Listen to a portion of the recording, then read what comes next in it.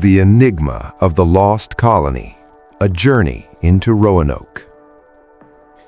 In the humid summer of 1587, a group of 115 English men, women, and children stepped onto the sandy shores of Roanoke Island, off the coast of what we now call North Carolina.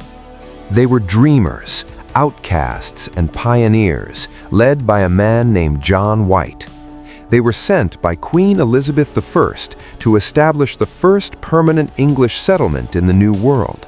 But they had no idea that they were walking into a nightmare that would baffle historians for centuries.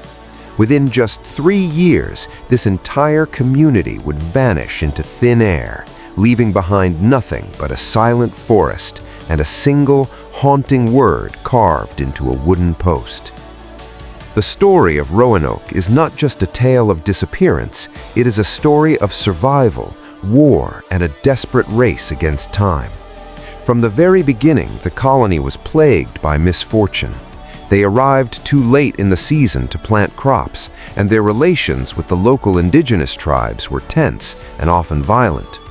Realizing that the colony would not survive the winter without help, the settlers pleaded with Governor John White to return to England for supplies.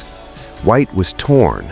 He had just become a grandfather to Virginia Dare, the first English child born in the Americas.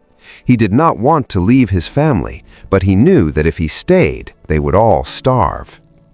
With a heavy heart, White sailed back to England, promising to return in a few months. But history had other plans. When he arrived, England was on the brink of war with Spain. King Philip II had launched the massive Spanish Armada to invade England.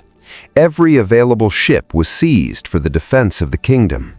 John White was stranded. For 3 long years, he watched the horizon, knowing his family was thousands of miles away, likely starving and waiting for a ship that never came.